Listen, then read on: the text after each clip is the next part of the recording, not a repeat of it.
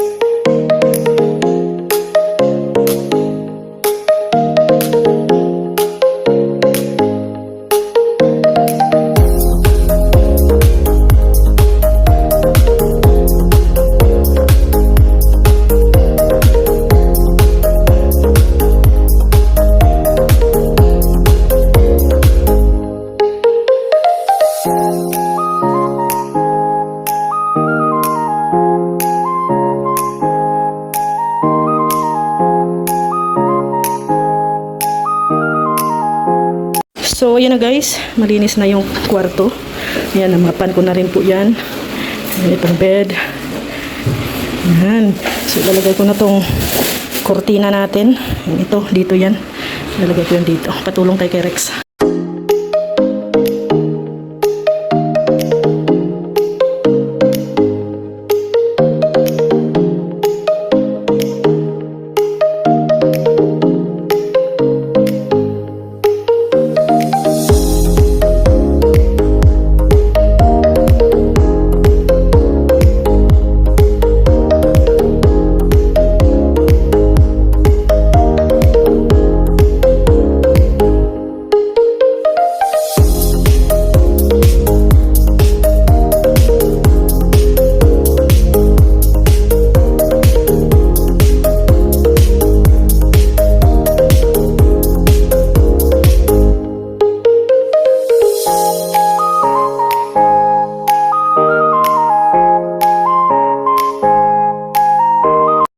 So, yan na guys, ang ating room. Yan na po, nailagay na po natin yung ating curtain, white curtain.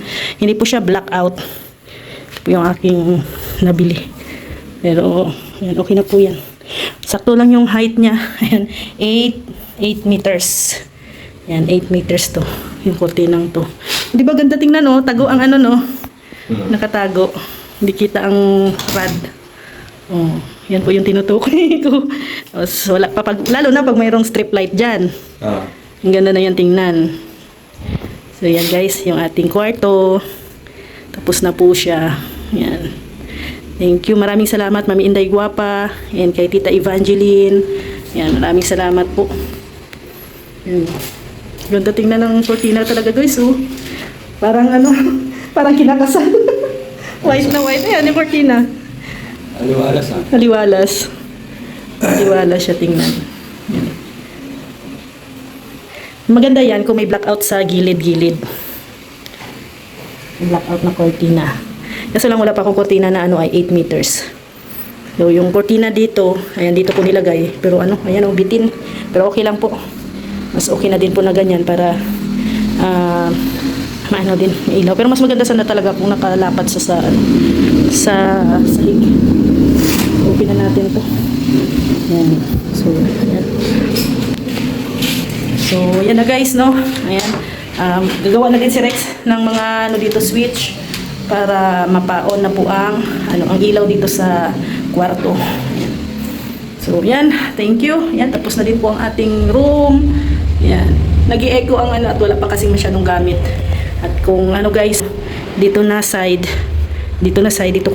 ako magpapagawa ng tawag nun? Closet. Ayan. Pero ano pa yan guys, kulang pa kornisa. Ayan, wala pang kornisa dyan. Lalagyan pa yan ng kornisa para mas lalong gaganda ang kwarto natin. Ayan. Nag-improve na yung kwarto. Ayan, so yan. Pag dito ka nakahiga, di ba? Wala pa tayong masyadong gamit dito sa kwarto.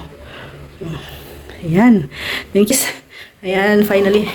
Nakapaglinis na rin, makapag-relax na rin. So, pagkatapos nila sa CR, doon naman ako maglilinis sa CR na naman. So, maraming salamat. God bless and have a nice day po sa ating lahat. Thank you very much po sa inyong walang sawang pagsuporta po dito sa ating channel. Thank you and have a nice day. Bye-bye po!